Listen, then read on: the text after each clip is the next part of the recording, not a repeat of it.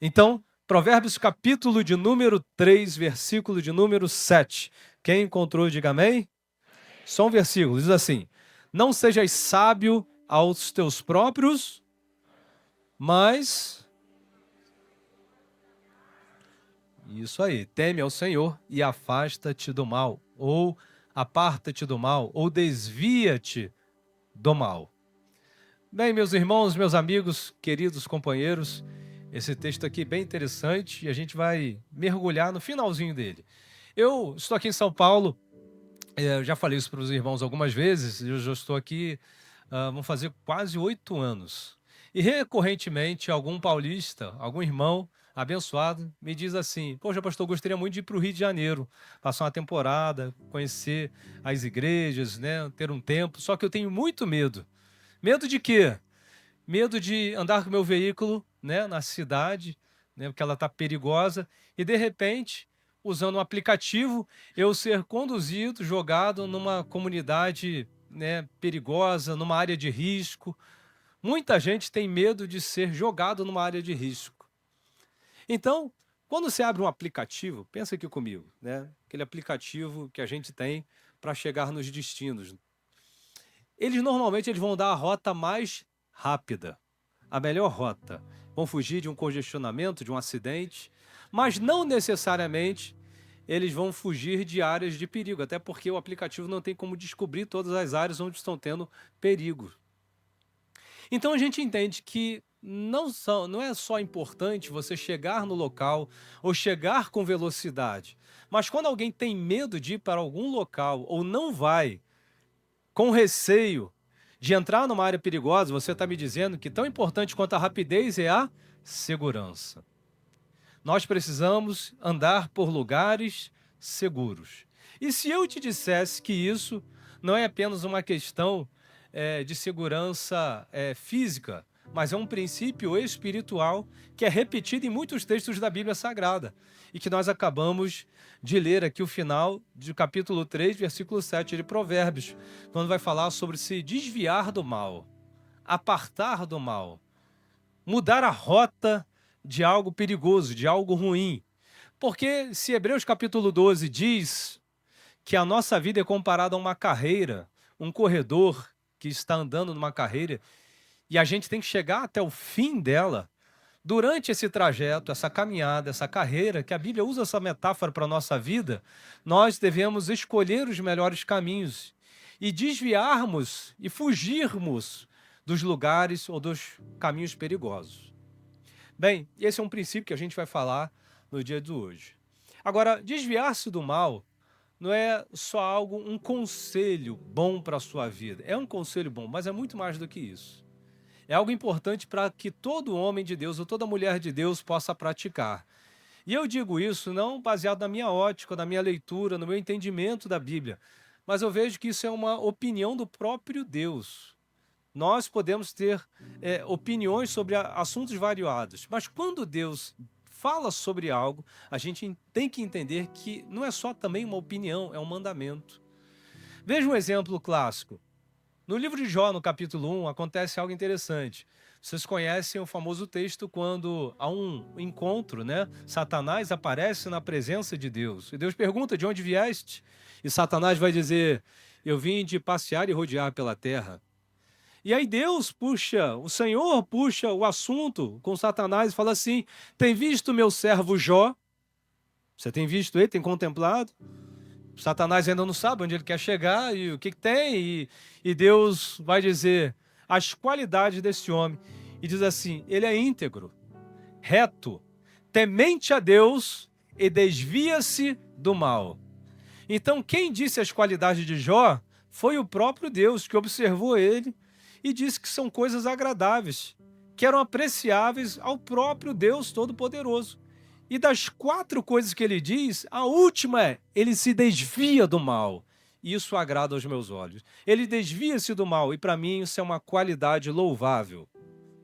Então, desviar-se, aqui na Bíblia Sagrada, se você pegar essa palavra, ela significa evitar, se apartar, se separar, se distanciar.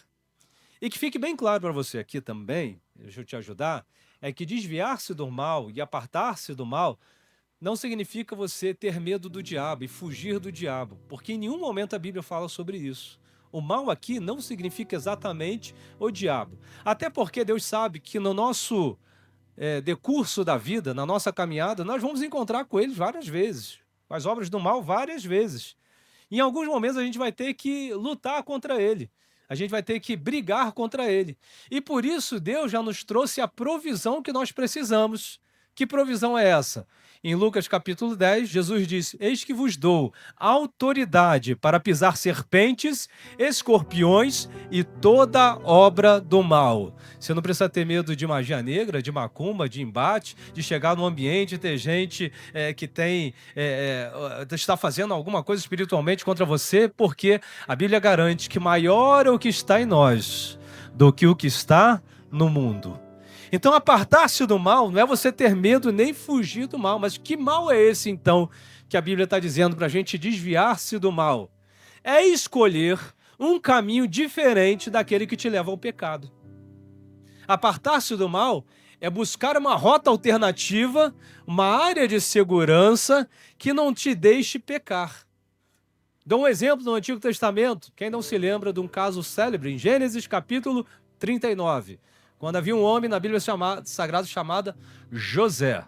José estava no Egito, né? A grande capital mundial da época, grande polo poderoso da época. E José era um servo de um homem chamado Potifar, que era capitão da guarda, sujeito poderoso. José ocupa nesse momento um cargo de uma espécie de mordomo da sua casa. Era responsável por tudo que tinha na casa desse grande oficial que servia a Faraó. Bem, o que a Bíblia diz é que a mulher desse homem, de Potifar, começa a se insinuar a José.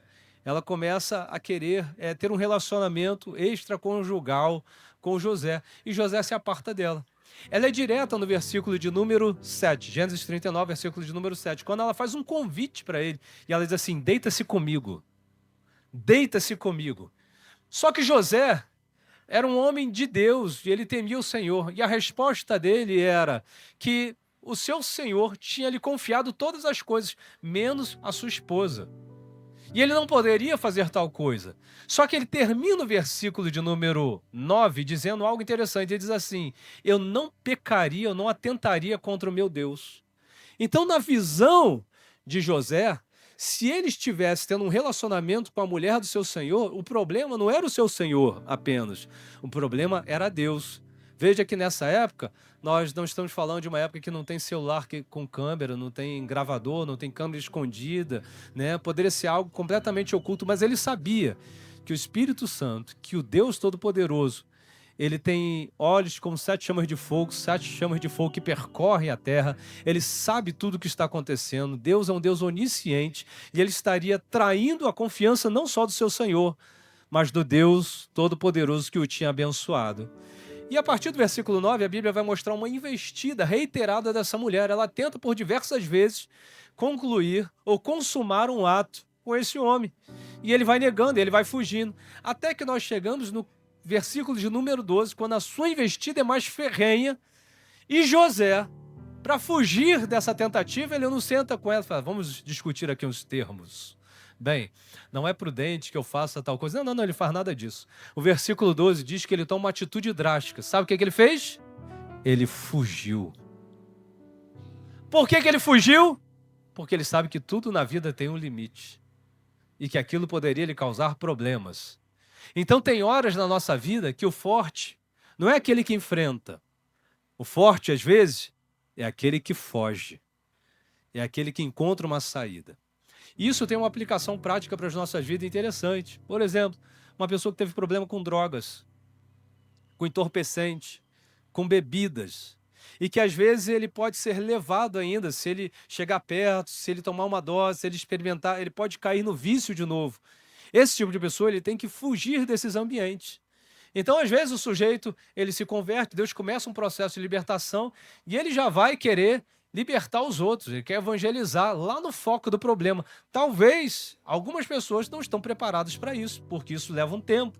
Você tem que estar liberto completamente para entrar nesses ambientes. E o que é isso? Isso é ter inteligência e fugir de todo o mal. É desviar-se do mal. Talvez no ambiente de trabalho seu, quem sabe um homem aqui ou uma mulher, você convive com uma pessoa e, e o fugir da aparência do mal e fugir do mal para você é parar de, por exemplo, dar caronas repetidas, reiteradas. E aí alguém vai dizer, não, mas não tem nada a ver, talvez você é casado, ou a pessoa é casada, e são comportamentos repetidos que não convêm a um homem, a uma mulher casada, a um homem de Deus, né, gastando tanto tempo ali. E tudo isso tem uma dose, tudo isso tem uma prudência por trás.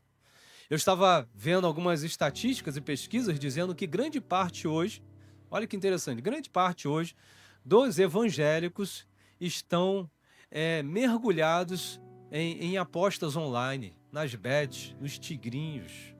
Olha que coisa louca.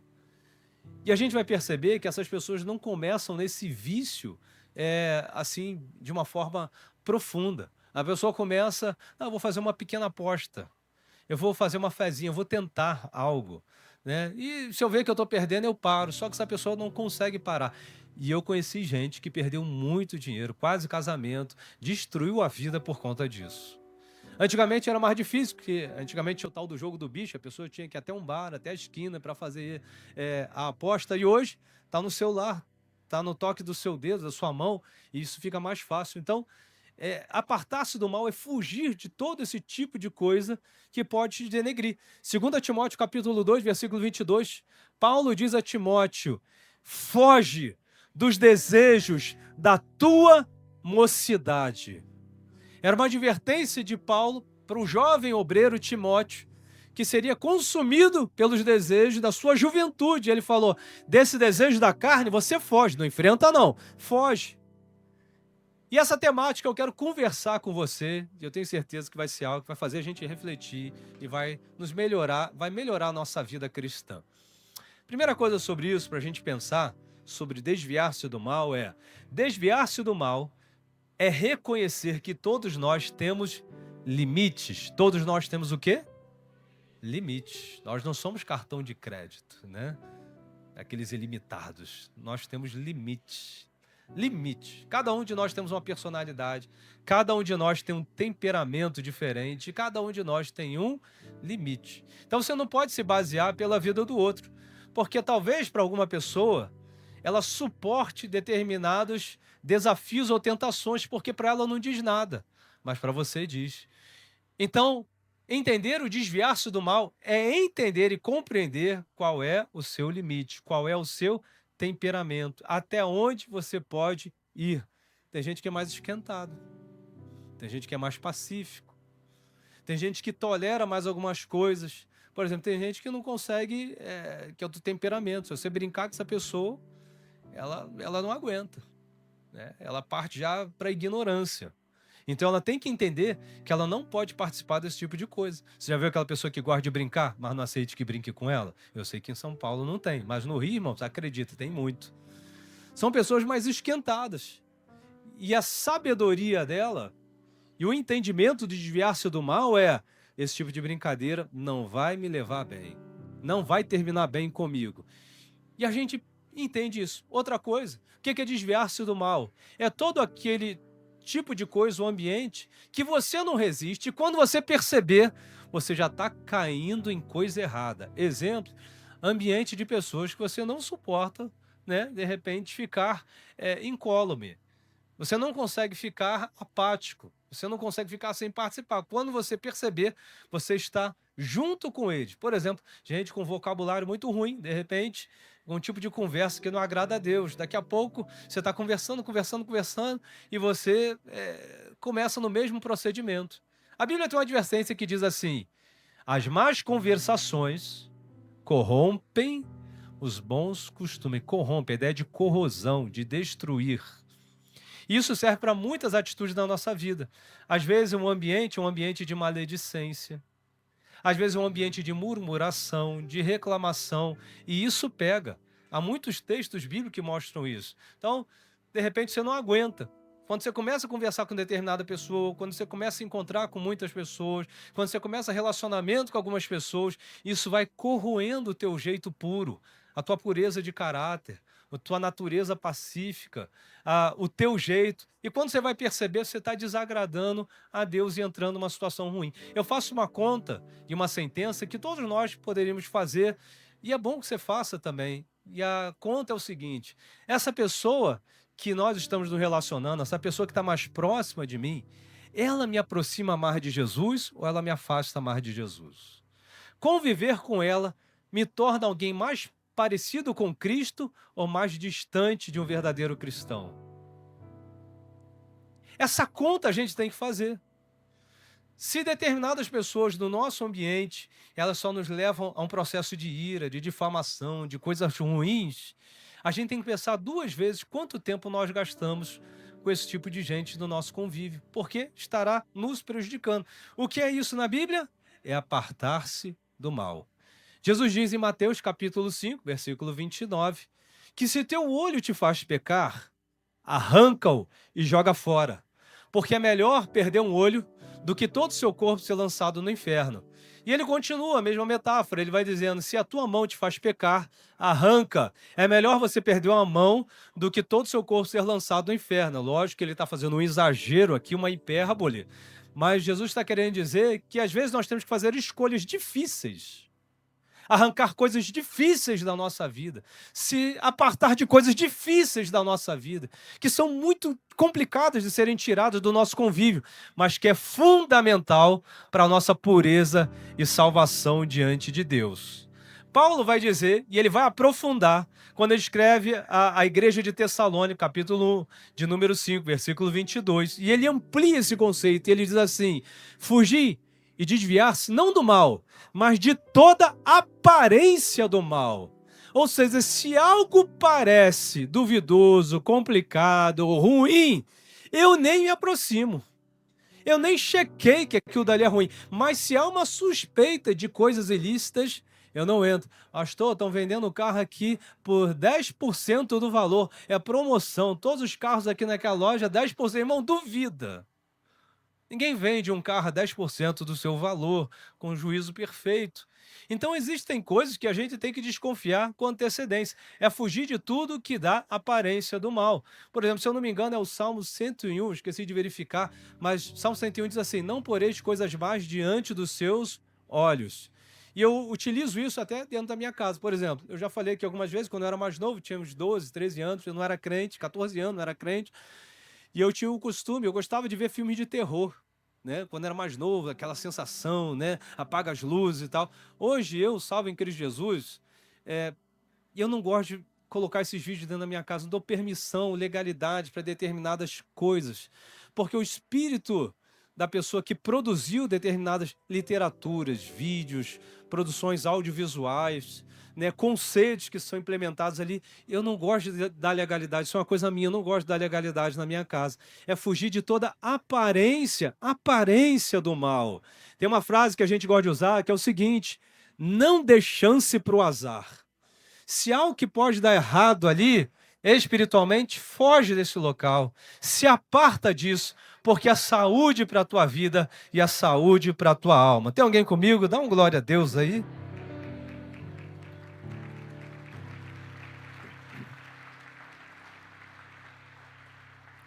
Segundo, repita comigo: toda pessoa, de novo, toda pessoa que se desvia do mal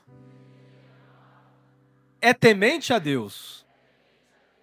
Isso é uma sentença. Toda pessoa que tem o hábito de desviar-se do mal, automaticamente essa pessoa é temente a Deus. Por quê? Porque você não está com medo do diabo. Você está com medo de desagradar a Deus, de ferir o seu relacionamento com Deus. E a consequência disso é que você se torna uma pessoa cheia de sabedoria. Você se torna um sábio. Toda pessoa que ela se desvia do mal, ela é temente a Deus e automaticamente ela é sábia.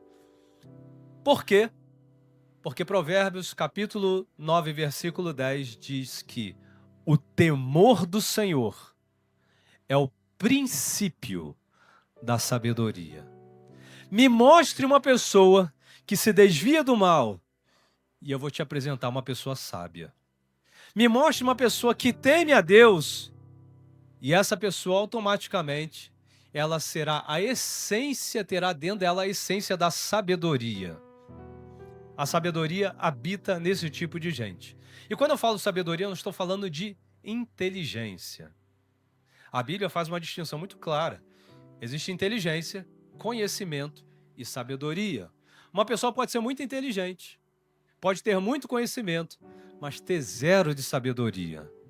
E uma pessoa pode ter baixa escolaridade, pode não ter frequentado grandes colégios, cursos, mas ser um poço de sabedoria.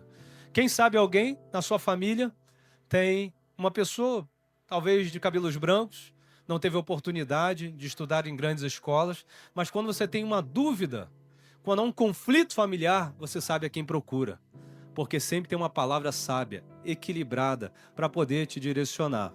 Inteligência e sabedoria são coisas diferentes. Inteligência e conhecimento não significam necessariamente que essa pessoa ela vai ser munida da sabedoria de Deus. E os exemplos estão por aí. Quantas vezes nós vemos pessoas poderosíssimas que frequentaram as melhores universidades, acesso a todo o conhecimento, inteligente para fazer dinheiro, inteligente para fazer negócios, mas metendo os pés pelas mãos, fazendo coisa errada. Algumas delas estão presas, respondendo processos, perderam casamento, estão com a vida arruinada, mas são extremamente inteligentes, são extremamente cheias de conhecimento. Por que que uma pessoa inteligente, às vezes, ela pode incorrer num grande problema? Porque às vezes a inteligência torna ela muito autossuficiente. Eu faço cálculo, eu sei, eu controlo, eu entendo. Não, até aqui eu domino. Só que a minha Bíblia diz outra coisa. Olha o que a Bíblia diz no texto que nós lemos, em Provérbios capítulo 3, versículo 7. Ele começa dizendo assim: não sejas sábios aos teus próprios olhos. Ou seja, aquela pessoa que já se acha a última bolacha do pacote, a última Coca-Cola do deserto. Ele falou: não faça isso. Porém, teme ao Senhor e aparta-te do mal. Então a inteligência não vai te garantir uma vida longe de problemas. Mas às vezes, muito mais importante que a inteligência é a experiência. Experiência. Um exemplo, não sei se você já tomou um choque. Alguém aqui já tomou choque? Choque, já? Eu também. Irmãos, quando eu era mais novo não era brincadeira não, irmão. Você olha assim, o pastor Henrique é tranquilo. Irmãos, eu dei muita dor de cabeça para os meus pais, né? Uma vez eu na garagem da minha família, eu era novo, não lembro, novo, criança. Eu peguei um prego e eu falei: o que será que acontece se eu colocar um prego na tomada? Tá rindo que não foi você. E aí, enfim, você sabe o que aconteceu, né? Tive que ser retirado dali. Nunca mais cheguei perto de uma tomada com os mesmos olhos. Nunca mais brinquei com eletricidade. Por quê? Porque dá choque. Porque é real. Não é um conto, não é uma estatística, não é uma ideia abstrata, não, é verdadeiro. Encosta ali que vai dar problema. Só quem já tomou choque, só quem já caiu, só quem apanhou, só quem já se feriu, sabe o quanto perigo existe e é real. E a gente não brinca mais com perigo. Quem já teve queda na vida, quem já teve problema na vida, sabe o quanto a gente não brinca. Por isso que o experiente, ele já tomou tanto choque, ele fala: não vá por aí. Não bota o dedo nesse lugar. Não compre, não se relacione, não fale, não faça, porque isso não vai terminar bem. E ele não está falando isso fruto de uma teoria, ele está falando isso fruto de uma prática. Alguém está comigo ainda? Dá um glória a Jesus. Irmãos, não sei se você já foi e já participou várias vezes andando numa estrada e de repente tem um acidente ali na frente, tem um perigo, tem um obstáculo, tem um carro que bateu e talvez isso seja um pouco antes de uma curva. Algumas pessoas vão estar um pouco antes da curva e ela vai começar a fazer um sinal para você. Por quê? Para te desviar do perigo. Agora, ao mesmo tempo que na vida você vai encontrar pessoas fazendo assim, ó, cuidado com isso. O experiente, o misericordioso, o sábio falando: cuidado, cuidado, cuidado. Da mesma maneira, a Bíblia tem uma frase interessante, que é uma expressão que diz assim: pedra de tropeço. Nós vamos encontrar pessoas que vão te fazer cair. Porque a pedra de tropeço é aquela que não te mata, mas é aquela que te desequilibra no momento de desatenção e te pode arremeter ao chão. Então, na vida, você vai encontrar pessoas que afastam do perigo e outras pessoas que te jogam para a lona. Que você seja essa pessoa que vai livrar os outros de uma queda. Que você seja essa pessoa em Deus que vai ajudar pessoas a se levantarem, que vai dar o alerta para alguém, que vai estender a mão, que vai abençoar, que vai ser instrumento de bênção e não de tropeço para a glória de Deus. Que você seja uma pessoa utilizada para alguém, por Deus, para conduzir essa pessoa a Cristo. Olha, sua vida está distante do Senhor, há uma solução, há poder no nome de Jesus. Jesus pode te modificar. Que Deus te use para curar pessoas, que Deus te use para levar pessoas até as águas, ao batismo. Você seja um instrumento de Deus para servir ao Senhor, para levar pessoas a servir ao Senhor, para abençoar pessoas. E eu espero em Deus que você seja essa pessoa em nome de Jesus. E você tem um instrumento nas suas mãos poderoso, que às vezes a gente não percebe, que pode afastar as pessoas do perigo. E qual é? O testemunho. O testemunho pode fazer com que alguém evite uma queda. Irmãos, testemunho não é para A, B ou C. Todos nós tivemos alguma experiência com Deus em algum momento. Deus não te chamou para ser juiz. Deus não te chamou para ser advogado. Deus te chamou para ser testemunha. Porque no julgamento a gente chama testemunha e ele vai relatar aquilo que ele viu, aquilo que ele presenciou, aquilo que aconteceu próximo a ele. Esse é uma testemunha. Então o que Deus quer que você faça? Não é que você seja um eloquente pregador, que você assuma púlpitos de toda a igreja, vai pelos grandes púlpitos do Brasil. Não é isso. Mas Deus quer que no seu ambiente de trabalho, na sua rua, com o seu amigo, com o seu colega, em algum ambiente, você possa dizer: você sabe o que Deus fez na minha vida? Você sabe que eu experimentei, olha, eu passei uma situação semelhante a que você está passando, mas eu venci em Cristo Jesus. Um dia Deus falou comigo, um dia Deus me tirou dessa rota. Olha, o que você está vivendo, eu já vivi também e não termina bem, mas mude a tua rota antes que seja tarde demais. Mude esse caminho antes que as coisas não tenham mais tempo. Por quê? Porque o tempo agora, o dia é hoje, este é o momento. A Bíblia diz: buscai ao Senhor enquanto se pode achar. Por que ele diz isso? Porque vai ter um dia que a gente não vai conseguir mais achar. Mas se você está vivo, o tempo é agora. E se alguém que você conhece está viva, o tempo é agora. Então o teu testemunho não só leva uma pessoa a viver milagres, a motivar. A gente pensa que testemunho é isso, é motivar alguém a viver algo extraordinário. Mas o testemunho também é para livrar alguém de um caminho errado, de uma rota ruim, de uma colisão iminente. E Deus vai te usar. E Deus vai usar a tua vida, a tua experiência,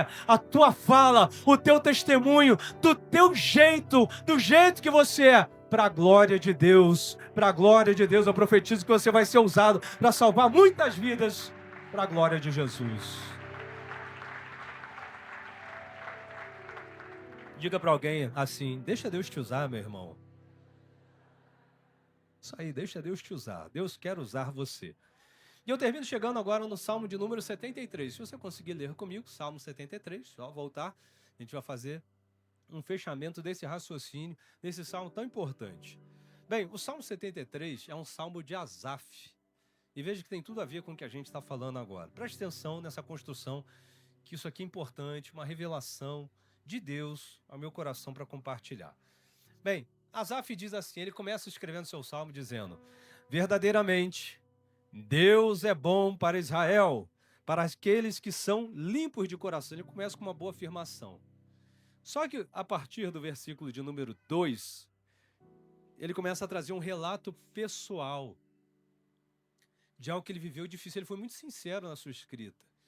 Ele diz assim: mas quanto a mim, os meus pés quase se foram e os meus passos quase escorregaram. Diga assim: os meus passos quase escorregaram. A ideia aqui é que você está pisando numa superfície, uma superfície que não seja, que não gere atrito. Quando você lava o seu banheiro, né, deixa esquecer o sabão ali, que dali é um perigo no box, né, você pode cair. Um ambiente ou passos escorregadios, ele está assumindo isso. Meus pés quase escorregaram. Eu, quando mais novo, fui criado em ambiente, eu fui muito à praia, cachoeiras, natureza, né, pelo lugar ali que a gente morava. Então, quando muito novo, eu frequentei muito ambiente de cachoeiros, né, aquelas quedas d'água. E eu lembro que eu pulava sobre as pedras, um ambiente de pedras assim muito grande, E depois de um tempo você aprende um pouquinho o jeito. Qual é o jeito? É que você tem que firmar primeiro o pé, sentir o atrito e depois colocar o outro pé. Por quê? Porque se você der um pulo de uma vez só, às vezes aquela pedra ela está coberta de limo. E o limo escorrega muito, e o acidente pode ser feito, você pode bater com a cabeça numa pedra. Depois de um tempo a gente começa a perceber isso. Tem pedra que tu diz aqui, isso aqui não tem nada não, mas quando você coloca o pé, é um sabonete. E a gente vai percebendo. Essa é a ideia de passos quase escorregadios, de ambientes escorregadios, que vão te fazer cair. Na verdade, a ideia da queda é um conceito assim muito reiterado na Bíblia. Inclusive, uma das palavras para remeter um local de sofrimento é abismo. A Bíblia diz que um abismo chama outro abismo. Fala de queda, de coisas que vão te levar para lugares baixos. Então, o salmista está dizendo assim, mas quanto a mim, eu quase que coloquei o pé naquela pedra cheia de limo, escorregadio. Quase que eu pisei no box, sem prestar atenção, e ele cheio de sabão. E ele vai dizer o porquê no versículo 13, ele diz assim, porque eu tive inveja dos tolos, quando eu vi a prosperidade dos perversos. O que Asaf está dizendo? Que ele começava a observar a vida das pessoas que não eram crentes, que não serviam a Deus, que viviam uma vida devassa. Ele inclusive chama de perverso. E ele via que eles estavam prosperando. Versículo de número 12, na verdade, ele reitera isso. Se você tiver com a sua Bíblia, ele diz assim, eis que estes são os ímpios, que prosperam no mundo, e eles aumentam em riquezas. E ele está percebendo, o Asaf, fazendo uma correlação na sua vida. Ele diz, poxa, eu venho no culto, faço campanha do Culto da Vitória, sou membro da DEVEC, estou aqui lendo a palavra e estou passando um momento estreito da minha vida, difícil da minha vida, complicado da minha vida. Pastor, mas o meu chefe, lá de onde eu trabalho, misericórdia, ele parece que trabalha na sucursal do inferno. E ele continua prosperando, está dando tudo certo para ele, já trocou de carro, a vida está tranquila, tem alguma coisa errada. Asaf, quando percebe isso, e ele começa a falar do versículo 2 em diante, ele entra numa espécie de uma crise de consciência, porque ele compara os dois estágios da vida, os dois momentos, as duas pessoas, e ele não entende como ele pode estar passando por um momento tão ruim, e talvez seja a história e o momento de muita gente que está na igreja, que toma a Santa Ceia, que é membro da igreja, e está passando dificuldade no casamento, dificuldades financeiras, conflitos, problemas ministeriais, enfim, é um momento que a pessoa está vivendo. Agora, acompanhe comigo aqui essa leitura. No versículo de número 15, ele diz assim, se eu disser, eu falarei assim, eis que eu me ofenderia contra a geração dos teus filhos. Quando eu pensei em conhecer isto, foi doloroso demais para mim. Ele começa a observar tudo o que aconteceu e diz, isso é doloroso para mim, essa observação é dolorosa, porque parece até que Deus é injusto. E a virada começa no versículo de número 17, quando ele diz assim, até, porque tudo na nossa vida tem um até, tudo na vida do ímpio tem um até, tudo na jornada tem um até que eu fui ao santuário de Deus, e então eu entendi o seu fim. Quando a gente tem um encontro com o Espírito, com a palavra, quando Deus ministra com a gente, o que ele mostra pra gente? Eternidade. O fim das coisas. Quem vive nesse plano, nessa terra, nesse mundo, só vê o aqui e o agora. Por isso que o Deus deles é uma mão, é o Deus das riquezas, são as coisas que perecem. A vida deles é só nisso, mas a nossa vida é diferente. Jesus diz que a sua vida é muito maior do que as coisas que perecem. Jesus vai dizer no Sermão do Monte que a sua vida é maior do que o mantimento, que o seu corpo é mais importante que as roupas, que você não tem que se preocupar com aquilo que você come e com aquilo que você veste, porque as aves do céu, elas não se preocupam com isso, e elas não plantam, não colhem, mas o Pai as alimenta. Que os lírios do campo, eles não plantam, eles não colhem, eles não, na verdade, eles não tecem num fio, mas Jesus disse que nem Salomão, em toda a sua glória, se vestiu como um deles. E ele diz que se a nossa vida é mais importante que as aves do céu e que as plantas da terra, nós devemos nos preocupar com outra coisa. E o que é essa outra coisa? Mas antes, Buscai o reino de Deus e a sua justiça, e todas essas coisas vos serão acrescentadas. O salmista está dizendo, eu vi o fim deles, e o fim deles é tenebroso. Eu vi o fim deles, e parece que agora eles estão rindo, mas vai chegar a hora de chorar. Eles agora estão comemorando, vai ter uma hora que eles vão sofrer. Jesus diz no Sermão do Monte, bem-aventurado os que choram, porque um dia serão consolados. Há uma promessa de consolo para a tua vida, há uma promessa de virada para você, há uma promessa de justiça para a tua vida, porque Jesus vai dizer, a Bíblia vai dizer que o trono de Deus, a base dele é justiça e juízo. Deus cuida dos seus, Deus organiza a vida dos seus, Deus tem cuidado dos seus, então não precisa se desesperar e comparar a sua vida com o outro. O que esse texto está me dizendo? Que a sua revolta não pode ser justificativa para entregar os pontos, que a sua revolta não pode ser uma justificativa para desviar-se para entrar num caminho mau, para desviar-se da bondade. Jesus está dizendo que você, mesmo olhando para a vida de alguém que pareça que está dando certo, não siga os caminhos dele, não vá por esse caminho, não ande por essa rota, fuja, porque ali tem um perigo, há um acidente depois dessa curva, ele não percebe, mas Jesus sabe de todas as coisas, está mostrando para a gente, vai ter virada. Versículo 17, ele está dizendo, vai ter virada, haverá um momento de virada.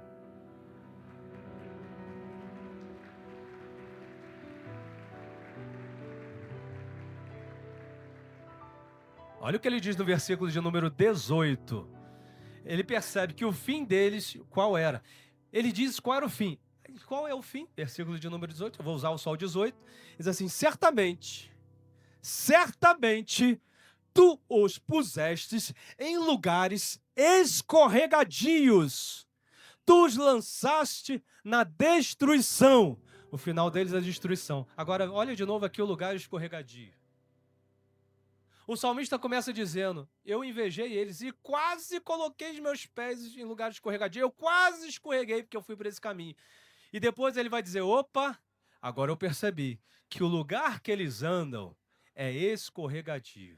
E a ideia, naquele tempo antigo do salmista, o escorregadio não é só alguém que toma um tombo, está falando de um lugar íngreme, de um lugar perigoso, que pode destruir a vida de uma pessoa. E essa é a conclusão do pensamento do salmista. Agora, se você conseguir voltar para a gente fechar esse raciocínio, a gente chega no Salmo de número 35, versículo de número 6. O Salmo 35 é um salmo de Davi.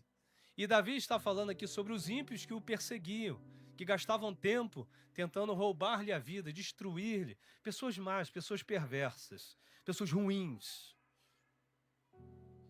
E no versículo de número 6, ele traz aqui um diagnóstico, ele traz uma sentença para essas pessoas. Preste atenção, e com esse raciocínio ele vai fechar. Ele diz assim, que o caminho deles seja escuro e escorregadio. Quais são as questões? Que o caminho deles seja escuro e escorregadio. E que o anjo do Senhor os persiga. Então Davi está falando de duas coisas. Primeiro, que o caminho pode ser escuro e escorregadio. Andar no lugar escuro, irmãos, já é muito complicado, já é muito difícil. Eu me lembro que quando eu novo de casado, né, tinha o hábito, se eu acordasse à madrugada, de manhã muito cedo, ainda escuro, eu levantava, apertava o interruptor e ia fazer as coisas. Irmãos, quase dava a Terceira Guerra Mundial. Não acende o interruptor, a esposa dizia. Até que durante o tempo a gente foi aprendendo com a luz do celular, com outras questões, outras artimanhas. Porque andar no escuro é muito ruim. Se você tem filho pequeno em casa, então, você sabe que não só é ruim, mas é perigoso. Principalmente se ele gostar de um brinquedo chamado Lego. Porque o Lego é o cão chupando manga no chão, irmãos. É o Satangos. Porque se você já pisou em Lego, você sabe do que eu estou falando. Ou bicho para doer o pé, irmãos. Então, você sair numa casa que tem criança pequena, que tem um monte de obstáculos, no escuro, é muito ruim, certo?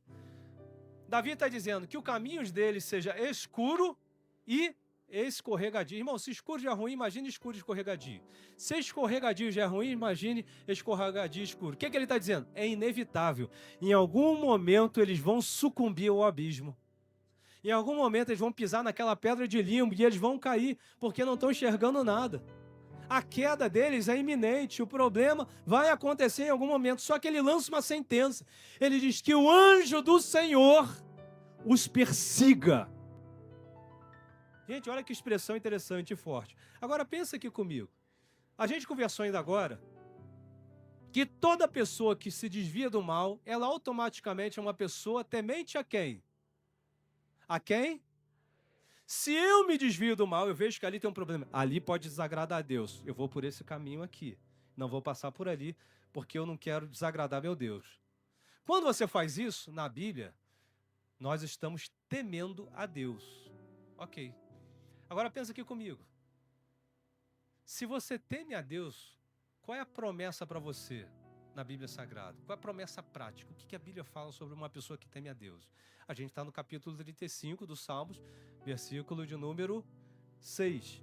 Mas se você voltar um capítulo 34, versículo 7, aí tem a recompensa para quem teme ao Senhor. Diz assim: o anjo do Senhor acampa ao redor daqueles que o temem, que temem a Deus, e os livra. Então você faz a sua escolha. Então, se desviar do mal é uma questão de atrair a bênção de Deus ou chamar o juízo de Deus. Porque Davi está dizendo que aquelas pessoas ímpias, elas estavam no caminho escuro e no caminho escorregadio, e que o anjo do Senhor iria perseguir. Só que o salmista vai dizer também que aquele que teme a Deus, que se desvia do mal, o anjo do Senhor vai livrar e proteger. Então a pergunta que fica é: você quer perseguição espiritual ou livramento da parte de Deus? Você quer que o anjo do Senhor te livre ou ele te persiga? Você quer que Deus seja o teu escudo ou você quer que uma flecha venha sobre você da parte de Deus? Então desviar-se do mal é atrair para Deus o escudo divino, a proteção dos céus. Porque toda vez, segundo esse texto, que Deus vê alguém que é prudente, que olha e vê que tem limitações, que percebe que ele é fraco, que ele é humano, que ele pode cair e que ele antecipa-se o mal e fala: eu não quero entrar. Deus está dizendo: agora eu vou proteger ele. Ele se protegeu, agora eu protejo ele. Ele protegeu a sua relação comigo, agora eu protejo ele do mal. Mal nenhum vai tocar nele, praga nenhuma chegará na tua tenda, feitiçaria nenhuma acabará contigo, não tem obra maligna que vai te destruir. Ele se apresenta como um Deus que vai quebrar o arco, vai cortar a lança, vai jogar carros no fogo, vai fazer o que for necessário, vai repreender o maligno, mas o mal não vai lhe tocar, porque haverá livramento de Deus. Eu profetizo livramento de Deus para a sua casa. Desviar-se do mal é confiar-se na proteção divina, e é muito melhor confiar em Deus do que nos homens, porque homens falham, dinheiro acaba, proteção humana vai embora, policiais erram, o colete pode falhar, tudo pode acontecer, o imprevisto vem, mas Deus não falha, Deus não erra, Deus não esquece, Deus não te deixa de lado. Livramento ou perseguição. Agora aquele que escolhe outro caminho, ele é perseguido pelo anjo do Senhor. O anjo de Deus o atormenta, o mal chega diante dele, o mal vem na casa do ímpio, a prosperidade acabará, a ruína virá. Em nome de Jesus haverá livramento então para tua casa, em nome de Jesus haverá bênção para o teu lar.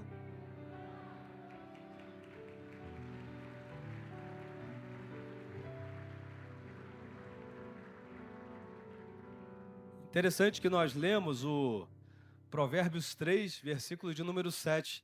Você quer promessa de Deus para a tua vida? Você quer viver as promessas de Deus para a tua vida? Bem, nós lemos aqui: não sejas sábio aos teus próprios olhos, teme ao Senhor e afasta-te do mal. Aí vem uma recompensa, o versículo posterior. O versículo 8 diz assim: isto será, isto o quê? Quando você não é sábio aos seus próprios olhos, não teme ao Senhor e se aparta do mal. Quando você faz isso, versículo 8 diz: isso será saúde para o teu umbigo e medula para os teus ossos. O que ele está dizendo? Haverá saúde para você, Deus vai cuidar de você, Deus vai cuidar do teu corpo, Deus vai te dar longevidade, Deus vai abençoar fisicamente você, haverá uma bênção. Veja quantas promessas de Deus estão ligadas a desvio do mal, a apartar-se do mal, a fugir de algo errado, e que isso seja uma verdade também para a tua vida. Salmo de número 25 tem uma outra promessa bíblica. E como a Igreja da Palavra, eu quero proclamar ela para você. Salmo 25, versículo de número 12 diz: Que homem é aquele que teme ao Senhor? Você temeu a Deus? Você teme ao Senhor? Além da sabedoria que nós falamos, além da proteção de Deus que nós falamos, diz assim: a Ele ensinará no caminho que escolher. A Ele ensinará no caminho que escolher. Se você teme a Deus, há uma promessa aqui: Deus não vai te deixar confuso nas suas escolhas. Deus não vai te deixar enganado nas suas escolhas. Você vai abrir os olhos e saber aonde está pisando. E o princípio aqui da reciprocidade. Se você tem muito cuidado no caminho que você vai andar, se você se desvia do mal e escolhe os bons caminhos, Deus está dizendo, nesse caminho que você andar, você não vai ser confundido. Engraçado é que o ímpio anda em lugares escuros e escorregadios, mas o justo vai andar às claras e vai ter direção de Deus. Deus vai te alertar do perigo, Deus vai te alertar de gente ruim que vai cruzar o seu caminho, Deus vai te mostrar que esse projeto não é bom, não é de Deus, é melhor você sair antes que você quebre a sua cara. Deus vai mandar um profeta, Deus vai usar o pastor, Deus vai te dar sonhos, Deus vai tirar através das circunstâncias da vida alguma coisa que pode te prejudicar, mas Deus vai te dar convicção das escolhas, dos caminhos, dos passos que você tem que tomar, e você não será confundido. Você pode até ter dificuldade de fazer algo, mas confuso você não vai ficar. Você pode até não querer fazer algo, mas confuso você não vai ficar, porque Deus vai te esclarecer. Ele será sua luz, Ele será sua resposta, Ele vai dar paz ao teu coração nas escolhas que você vai fazer. Recebe resposta de Deus, entendimento de Deus. Eu profetizo para a tua vida respostas da parte do Altíssimo, clareza nas suas decisões, firmeza nos próximos passos. Você não vai entrar em situações e ficará com medo, mas Deus vai te dar paz em cada decisão da tua vida, em nome de Jesus.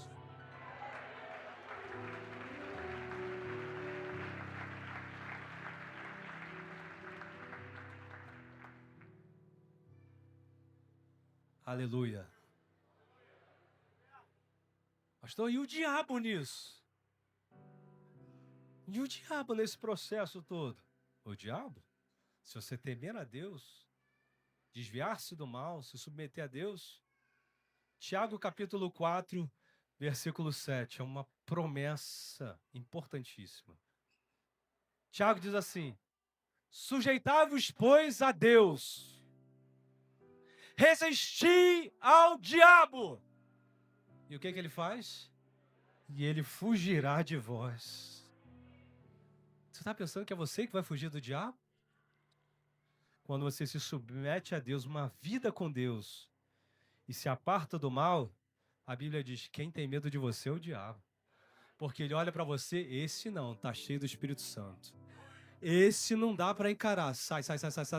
Você vai ver automaticamente algumas coisas acontecendo na sua vida. Ele não suporta ficar no ambiente de alguém cheio do Espírito Santo, alguém cheio da presença de Deus, uma pessoa prudente, uma pessoa simples, mas cheia do poder de Deus. Ele entende que aquilo que está dentro de você é muito maior do que ele, é muito maior. Ele está dizendo, ele vai fugir, ele vai se apartar, ele vai sumir da tua presença. Então você vai ter paz para a glória de Deus. Que assim seja na sua vida, que assim seja na tua casa, que assim seja na tua família. Tenha essa paz na sua vida, tenha essa paz no seu coração. Viva essa promessa de Deus no nome de Jesus Cristo. Amém? Olá, que privilégio ter você aqui nesse canal. Eu vou separar mais 2 opções de vídeo para você assistir. E se te abençoou, comenta aqui a sua experiência, a sua percepção. Porque quando a gente testemunha, a gente glorifica a Deus. E deixa eu te pedir algo assim do meu coração. Se inscreva aqui no canal, envie para alguém que também precisa ser abençoado. Com certeza você conhece alguém que precisa ouvir essa palavra. Deus te abençoe, um grande abraço.